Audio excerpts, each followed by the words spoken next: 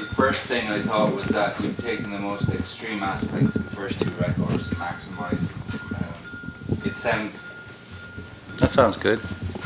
It sounds lusher and it sounds harder, but it also sounds more melodic and cleaner and dirtier at the same time. It sounds like somebody turned up the heat under you.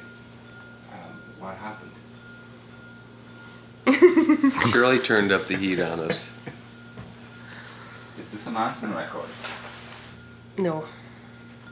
I mean, I think overall the band just has a more confidence, probably over the course of just our career. We've just become a little more easy about the way we approach things in the studio, and I think that allowed everyone to sort of really push themselves in a variety of different areas. But the version 2.0 campaign was really long and very strenuous. How did that affect you then going back in? Because you didn't exactly take that long off before starting work again on the third record. Well, we were fried when we were on tour for 20 months for version 2.0. And you're right, we didn't take very long, and I think we were less prepared when we started this record. Not that we were prepared when we started version 2.0, but I don't really think we had a clue what we were going to do. And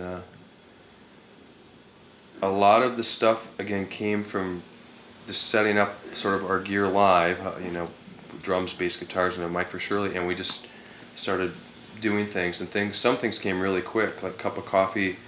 Duke had this little piano thing, and Shirley goes, I think I've got some lyrics I've scribbled on here, and just all of a sudden it became a song in like 15 minutes. Do you have a kind of a phobia about taking time off between records? I don't know that we have a phobia, but I do about taking too much time off, but I do think that we wanted to keep that, whatever little momentum we had from playing so much night after night, and apply that to the record. If we take too much time off, you start to lose contact with each other a little bit too much, and that could maybe affect how we would approach this record, or would have approached it. We actually took more time off this time than we did the last time we started a record. This time we took almost 4 months off. The last record we took about 6 weeks. That's a wet day in normal terms, though. Yeah. Yeah. I mean, I remember when we were on tour, we did some B-sides in August, so we'd been touring for about a year and a half, I think it was, by the time we did what we were going to start. We were going to start the B-sides record, and we wrote some songs while we were still, technically speaking, touring. We'd only taken a week off or something.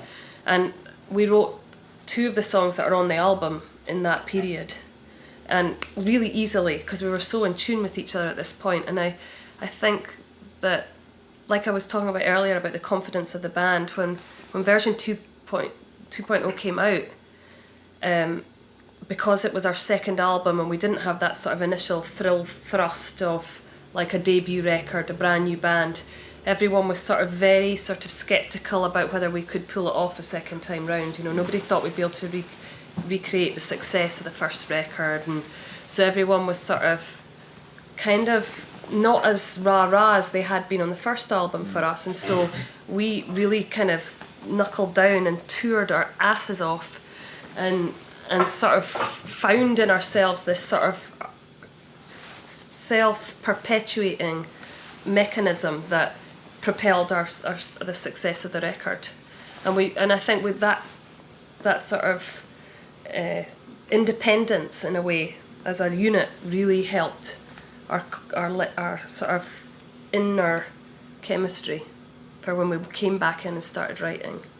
Well, it's not the first time I've heard of bands using the recording on the road thing as a therapeutic exercise in breaking from the two mindsets. You either tour or you create, the two being mutually exclusive, and recording on the road presumably is an antidote to that. But as well as that, when you were touring version 2.0, second album bands were dying all over the place, particularly here in America, and it was a make or break thing. Now you're coming out with Beautiful Garbage, and things have gotten even more polarized. On one side you've got Christina and Britney, and on the other it's either Slipknot or Limp Bizkit. and this new record doesn't fit remotely in either categories. It's not even in the middle of that. Have you had time to? I know, that's why we're very paranoid. Well, have you had time to digest? Maybe we should just wrap this up now. Have you had time to think about where the record is going to go in the current climate? We haven't had time to think about it, but it's been discussed, but we try not to think about that very much, I don't think. I mean, I think that we've made a pop record, first and foremost, much more pop than the first two. And I think it will find its place somewhere in the midst of all this. We don't know where exactly. But we've always been an odd duck. I mean, when our debut record came out, we were so out of step with everything that was going on that I don't think it really. I mean, we kind of joke about it sometimes amongst ourselves, like nobody's going to want to listen to this, nobody's going to want to play our music, and then. But really, I think deep down, you just can't even really concern yourself with that. You just have to make a record that you feel happy with, and then just hope for the best. Hope that you can find an audience. Are you careful about what you listen to when you're making a record, or what you're absorbing? I don't think careful. In fact, I mean, I'm sort of speaking out loud. For all of us, we have sort of odd listening tastes. We sort of absorb some of what's going on, but I don't really listen to the radio much, and we have a tendency, if someone like yourself recommends a record, we'll go out and get it. If we read a review of something somewhere, we'll go out and get it. Like we were just in New York last night, and this Joseph Arthur record is amazing. Duke went and saw him live, and it's like a record that we've totally fallen in love with, and it's so far away from like mainstream music right now, but just brilliant songs. And I mean, I guess it's being here, making a record in Wisconsin, definitely sort of, I think we feel isolated, but I don't think we want to be entirely isolated. So I think there's always a sense of you're sort of aware of what's going on, but there's no rhyme or reason to what we listen to. Only stuff that turns us on, that sort of gets you going. I mean, everybody listens to different things. You work out so much. I know you listen to music all the time when you're before you come in the mornings, and it's just. I think we have a sort of curiosity about what else is going on. I mean, everybody in the band has that sort of common link, is that everyone's sort of curious about the culture that we live in, and we all read a lot, and we all go to lots of movies. We're big movie sort of addicts, and so I think we feed ourselves with books and movies and art, paintings, and whatever we can find to stimulate ourselves. It's hard to work on a record for a year and not. It's hard to not listen to any other music for an entire year. I'm sure there are artists that just decide, I'm not going to let anything influence me while I'm creating this, whatever it is. I'm not going to listen to anything on the radio, but that's almost dishonest in a way. And yeah. And I think for us, it would just be cutting ourselves out. We're cut off enough just by virtue of the place that we choose to work. We're kind of isolated out here, so we need all the influences we can get. You mentioned the visual thing there. The fact that there are 3 film buffs and someone, you Shirley, who's a heightened interest in images, and you're married to a sculptor. Do you find yourselves almost seeing the sounds instead of, listening to, appreciating them in terms of colours and all this kind of? I see them in pictures. I know you boys have talked about colours. You sort of see colors, like shades, gray, red, like, and sometimes depth, like. Just listening to we were doing a shoot yesterday when Drive You Home came on. It sort of has this like fog. So I can't describe, but I could see it when as soon as the track starts, and which is one of the reasons I love the song. It just has this like sort of 3D depth that goes back. I can see all these like tones and stuff behind it. Do you choose words for their sound rather than their meaning? Sometimes. But being an anal retentive freak, I tend to want the words to make. I need them to have meaning to me. So I like it best when they work both ways, when they sound good and they make meaning. But usually if they sound good, if a word sounds good, it makes meaning. Like, I mean, I get, you know, that everyone goes on about that line in Milk about it being red hot kitchen. And nobody understands what that line is, but I just like the way it sounded from the first album. So I think I'm guilty of that kind of thing. Does that stuff come out of not thinking then? Just hearing what the music suggests and this stuff popping out? Yeah. I mean, I used to think a lot more on this record. I didn't think as much, and it just sort of came out. So I didn't really censor myself. It just sort of came out as we were working. Do you think that that interest in visuals makes you really hard taskmasters when it comes to making videos? Probably. Yeah. Making a video is I mean, we're very involved with the process. I mean, picking the director and sort of what's going to happen, but also it's one of those things that becomes very, I don't know what the right term is, but it sort of consumes you a little bit. I know it's like something that we embrace, but we're also terrified going into it, just trying to, first of all, you have to let your song be interpreted in a way that all four of us probably hear in a different way, and people who hear it are going to hear it in a different way. So you're dealing with that in one aspect, but then just in terms of sort of what the vibe is going to be like and how it's coming across, and it's one of these things that I think we're lucky. The biggest probably decision that we make is in the directors that we've picked, you know, particularly ones that we think have turned out really well. That's a lot of it, the idea and sort of the rapport you have with them, what their sort of vision is going to be. It's sort of a curse too. I mean, I think it would be easier. It's not. I don't think we're even hard taskmasters. We just have an aesthetic that we want to please. You know what I mean? So it's not like we go in and say, okay, we're going to be really hardcore with this director, or we're going to, you know, we're really going to run these people ragged till we get something brilliant. It's just that we tend to see flaws, and we try and get the director to address them, and then usually it comes out great, and everybody else seems to like them. So. Videos are a fact of life, but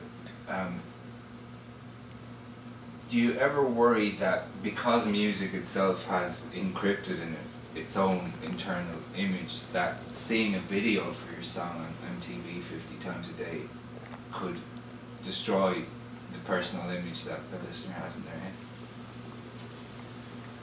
head? I think in some ways video has sort of, I don't want to use the word destroyed, but it certainly had a negative impact on how people do listen to music, especially young kids who... It's taken away the mystery. It takes away the mystery. It takes away their own self-interpretation, I think. Mm-hmm. And so I think it's probably one reason why we're so careful about it. I mean, we want it to make some kind of connection to the song we wrote. We want it to work somehow. So at least we can appreciate that one, at least we can agree with that one image that the video is attaching to our song. But there's not a whole lot you can do beyond that. Did you ever consider doing a full-on soundtrack? We just, you know, that's something that we've sort of been very interested in, and have not had the time to do it. It'd be like for us, like making a record. Yeah. You know, to immerse yourself in it. And I mean, even though we still keep getting approached, you know, by directors who we really respect, it's one of those things I think we're going to have to sort of take a step back from the recording touring cycle and sort of branch out into some different space. And we might do that after this record. But I mean, the whole experience doing the James Bond song was amazing. I mean, it was crazy, and just as soon as you start working with a big film company and an institution like James Bond, where you're stepping into a different planet, and it was pretty eye-opening and exciting and crazy and problematic and fucked up, and you know, you're in a different world, so to speak. And how did it sit with you collaborating with someone like David Arnold? But he actually made it really, really easy. He was actually very, very cool and sort of kept, you know, he could have been a raging, egomaniacal, you know, producer stroke. You know, I mean, he was the overall composer of the soundtrack, and I think he could have been really heavy-handed, but he basically really kind of let us do our thing without too much interference. So he actually was a joy. It was working with the movie company was mildly problematic because musicians really pretty much march to their own drum, you know, and all of a sudden you've got a huge, powerful movie company, you know, trying to have creative control over basically a wild beast, and it caused some conflicts, you know. So if we do a soundtrack, if and when we do it, we'd have to make sure it was a comfortable, you know, agreement between the two parties to ensure that there wasn't too much unspoken agreements that were left off the paper. I'm sure it would be like us picking a video director. There'd have to be a certain rapport and a sensibility that we sort of Shared we vision. sort of understood. Yeah, we understand where you're going from. We can do this, and to get to that level to start with, because it's not so much the directors, but a lot of times We don't like having the lack of control, I guess, at the end of the day. We're control freaks, basically. Beautiful Garbage, the title. Garbage. Sounds nice when you say it like that. Garbage. It does suggest a kind of a funny comment on surfaces and on image. Beautiful garbage, kind of, I hate myself and I want to dye my hair. Shirley, your ball.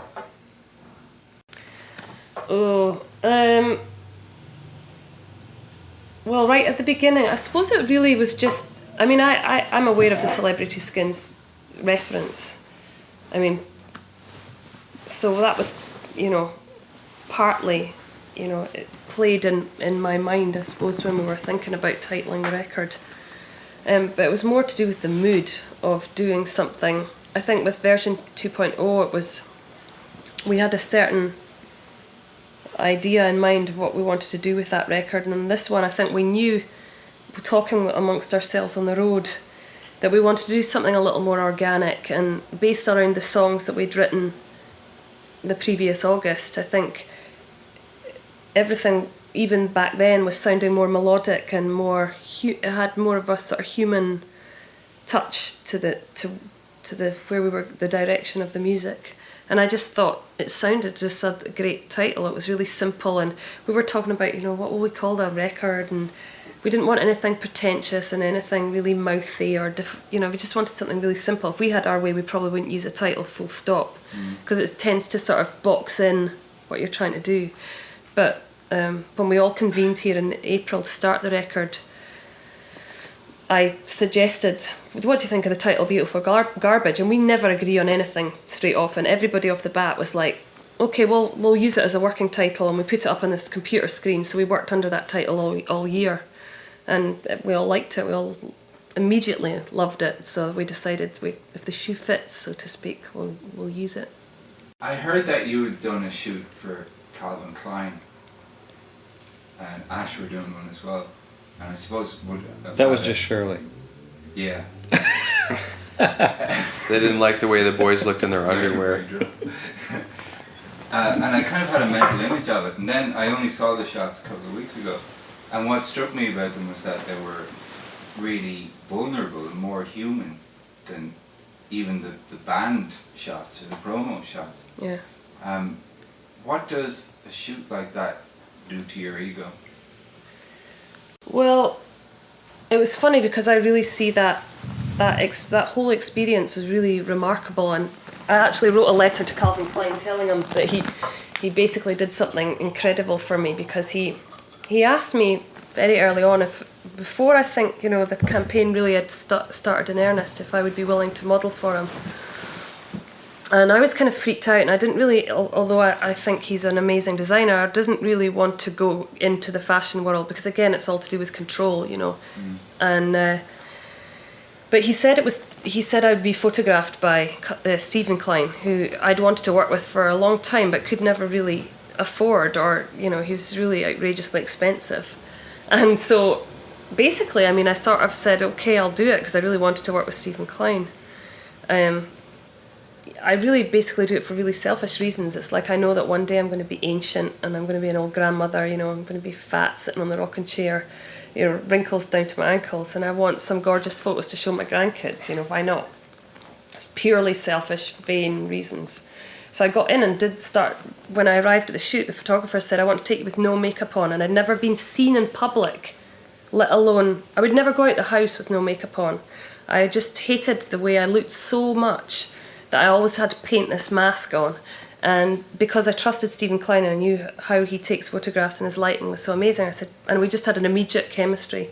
I said, okay, and he took these photos of me, and it was the first day of it was the beginning of my life right there. Because then after that, I didn't feel I had to be fully made up, and I could go out of the house with no makeup on, and the photos aren't glamorous in any way. I look, like you say, I look like a little girl. It was sort of, I felt like I'd really been able to lose a lot of baggage from my, my past life, and leave it behind, and it was like a new beginning for me. Do you think it's of any relevance that garbage is a clash of two cultures? Because so many great rock and roll bands are that. I mean, the Velvets had Lou Reed, who was a brill building writer, and then Cale, who was this mad avant-garde composer. And do you think that's a factor in what makes garbage unusual? Definitely. I mean, just in the sense that we're from two cultures, but also that we share similar sensibilities, things that we appreciate or that turns us on. But there's an aesthetic going on that's from where we came from that brings different elements into the band. And I mean, it's just, there's just no way if we weren't from where we were, particularly from Shirley being from Scotland, it wouldn't be the same chemistry. The music would be different. And I don't think it's just Scottish versus American either. I mean, it's really like four different cultures almost that are sort of fighting all the time and clashing. We're all different. People tend to think like the three of us are exactly the same, and that's just not true. I suppose the only pronounced difference is environmental, in that you surely live away from home while you're working, whereas you three guys operate out of a home environment. Does that give cause for, say, healthy friction? It creates friction of sorts, I think. Yeah, definitely. One of the things that I find interesting about the band is that even though there's so much technology involved in the music, it seems to be animated by a spirit that is very old and ugly and very natural. And it's there in these vague references, like you, Butch, you curated an exhibition of photographs, and I was looking at Carl Koenig's images of trees, and then stuff like Michael Essie's book, Wisconsin Death Trip. One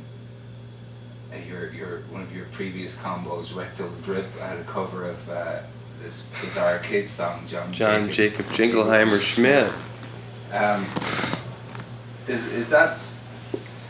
And also one phrase that keeps coming up about the band is cabin fever, because you're here sequestered away working for so long. Is that sense of place important in the sound, do you think? Yeah, I mean, I say even just what Steve was saying, sort of where we're from, and you can move someplace different, live in a different environment, but I don't think you ever sort of lose the environment that you grew up with, or the things that sort of form you as a person.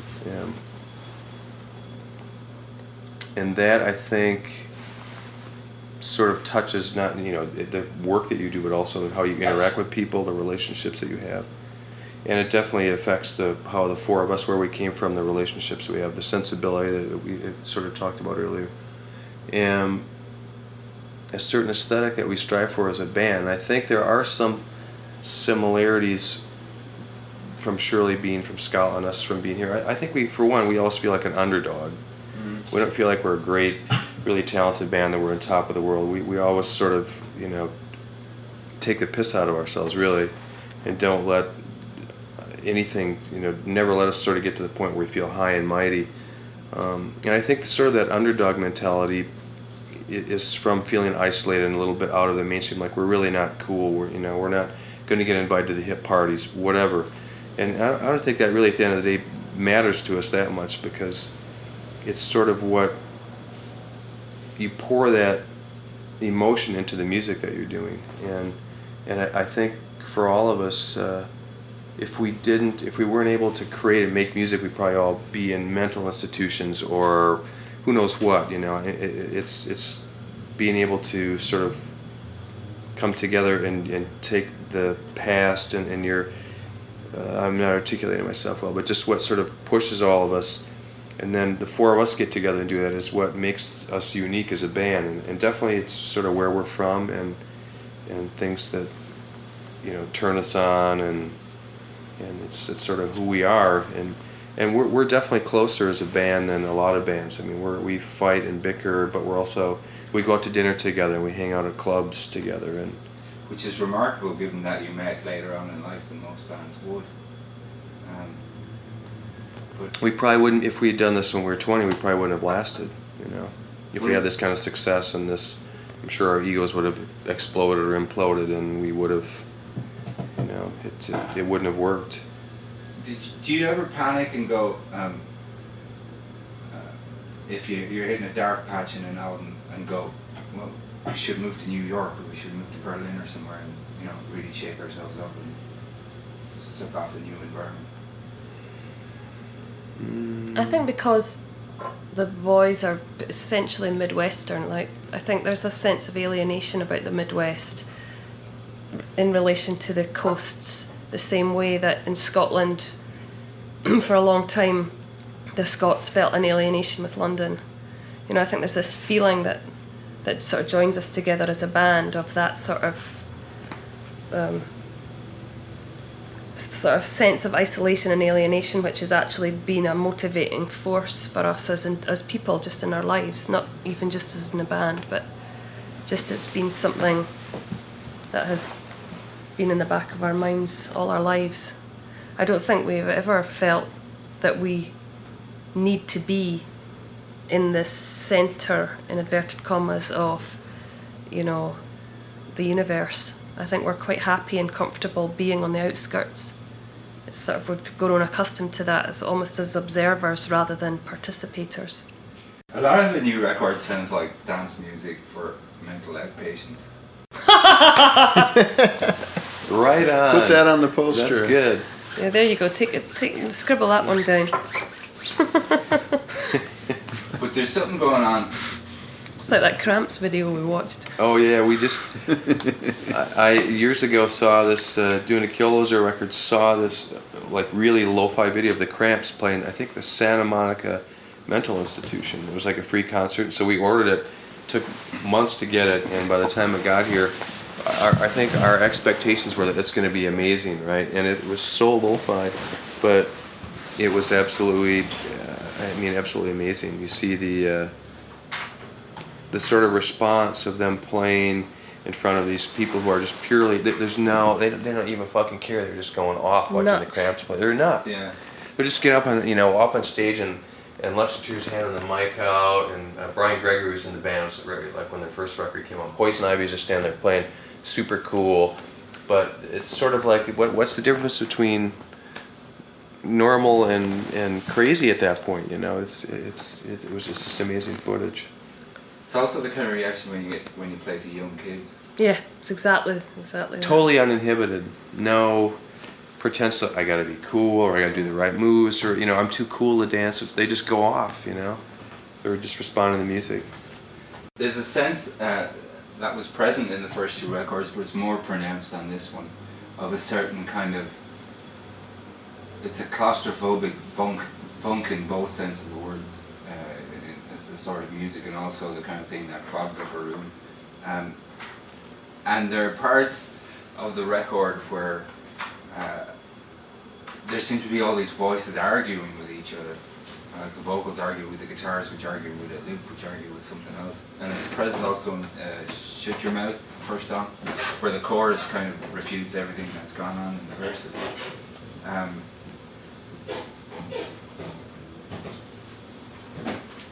Is it hard when you're dealing with so many different components in a song to get clarity and to boil it down to what really matters, particularly when you're mixing a record?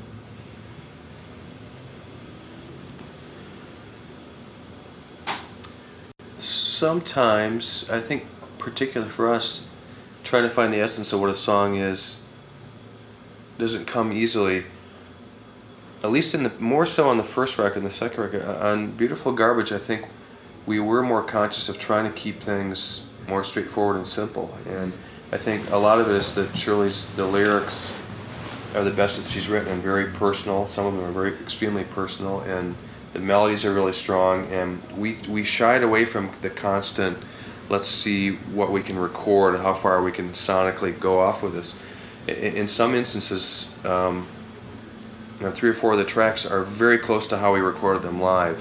They may have sat around for months, and we did, like in Drive You Home and some of the other songs, we tried to morph them into something just to see what we could do with it, and we realized we're fucking this up, and then we went back to literally how it sounded when we rolled tape the first time and recorded it.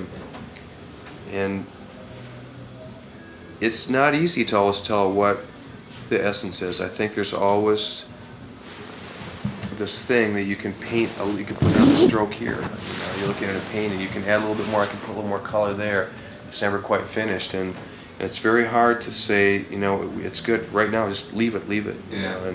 But we definitely did more of that on this record, way more than the first 2 records. I think it was easier this time because the words are a lot more just kind of open about what they actually are about. I mean, direct, I guess. Then the earlier stuff we did, a lot of it was a lot more kind of abstract in every sense, sound-wise and lyric-wise. And I think it was easier to find a direction for each of these songs because the words were more open about what they were trying to say. Yeah, the emotional tenor was set. Was that anything to do with them?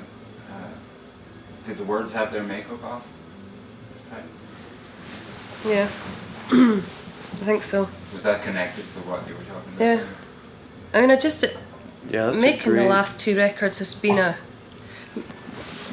for all of us, making the last 2 records and touring the last 2 records has had, wreaked havoc with our personally, as life does. I mean, it's not just making records, but the records tend to mark out time, Yeah. So that's why we talk in terms of records and years, and as opposed to, years, I guess we think of records, if that makes any sense. I don't know if I'm articulating myself properly, but I'm very conscious because the records have marked time for us of the changes that have occurred in that span of time. And being away from, I've been away from home for a long, long time. And just, I think going into this record, I felt if I'm going to make another record, it's got to be worthwhile for me. Regardless of the band ethos, this has got to mean something to me to make it worthwhile sacrificing the time spent away from people I love. And so I wanted to be saying what I wanted to say. I didn't want to have to consider what the other 3 maybe wanted me to say. I wanted to do it. I wanted to say what I wanted to say. Otherwise, I wasn't interested in doing it. But this was also a sort of subconscious decision, really, in a way. So that by the time I came here, though, I had lots of ideas already, in my head of that, so that when I got together with the boys and we started playing together, I was able to come up with stuff on the spot much easier and more comfortably than I had in the past, which I found it was agonising to do so in the past, but we were at such a comfortable point with each other that I was able to do that.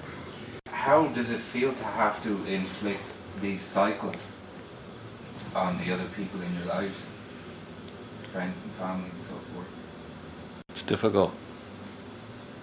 Just, I think the making of this record and facing another tour and all of this again is we've done it twice now. The second time we did it much longer than the first time, and we've put ourselves and our friends and family through a lot. So it's difficult to face that, but I think we've learned from the past two tours and the past two cycles, so we know what we're up against, and hopefully we'll be a bit more organized, a bit more disciplined and wiser about this, and keep all those things more in mind. I mean, Steve has a baby now. He certainly has a whole different reason to be more aware of what this does do to everyone. There's always But been this- I think we're going to enjoy it more for all that as well. Hopefully, on the positive side. It's funny because from the first record there was never any promise. It was always a sense that it could be a finite thing and it could stop at any point. We feel that way after every record. I think that gives something value, though. When you don't take it for granted and you do realise that this is a passing moment, then I think you imbue it with value more than if you just assume it's going to last forever. Yeah, we'll do 10 records and do this for None of us is thinking, oh well, this record maybe the next record will really get it right, 'cause I think we felt like we really had to on this one, because there always is that sense of we have no plan, so we never know what's going to happen. I think after every record too, you feel like you've done a better record than you did the last time. So there's a new sense of excitement and a new sense of presenting that, and well, even promoting it, because there is a certain pride you take in your work, and I think we feel like we've worked harder and we're more focused on this record than the first two records. I think that just the song craft and all that, I think we've maybe proven something that way with this record. So I think we're facing a whole new attitude. Do you think you certain can degree. push it on into the arenas and the stadiums, or stop it and go break this whole big beast down and just dictate your own terms in terms of career? Yeah, I don't know. We're not really a stadium band. I mean, I think our music still has a certain sense of intimacy. I don't know that we would ever be good playing these massive shows. I mean, the best shows I could think of on version 2.0 were the offbeat, weird, funky gigs, sometimes in clubs and. I don't think any band really stops and thinks we can only exist as a band if we play stadiums. I think stadiums are, of course it's like a fantasy of one day. Wouldn't it be amazing to just once step out, in front of, thousands and thousands of people, just like in the movies. But I don't think that's becomes or ever is your modus operandi as a band. I mean, I just think making music is like vital to your I think it's really, you get to that point in your life where you just think, if I don't do this, I'm going to die. Or you equate making music with living. And when you can't see life without that, then it makes it impossible to stop, one way or another. When you're making a record, does one person assume the fixed role of Captain Ahab, or does it all switch around all the time? Switches around all the time. Yeah.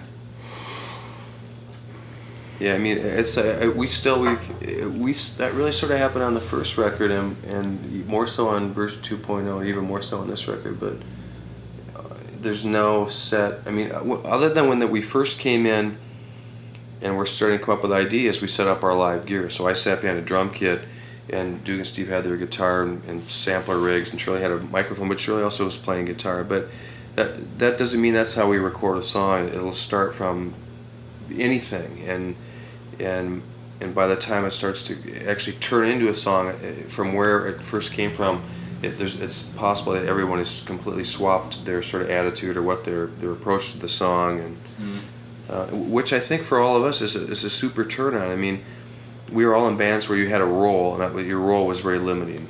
And I've made tons of records with people, and I got bored doing that. And I think even in the past, the records that we made, the cool thing is that when we come in the studio here on any given day, you don't know what's going to happen. You don't know what we're gonna do, or I mean, we're gonna work on the song tomorrow, but there's no sense that you have to. There's a certain thing you have to like slip into to do. It's totally wide open, and it was funny because I remember finishing the end of the tour.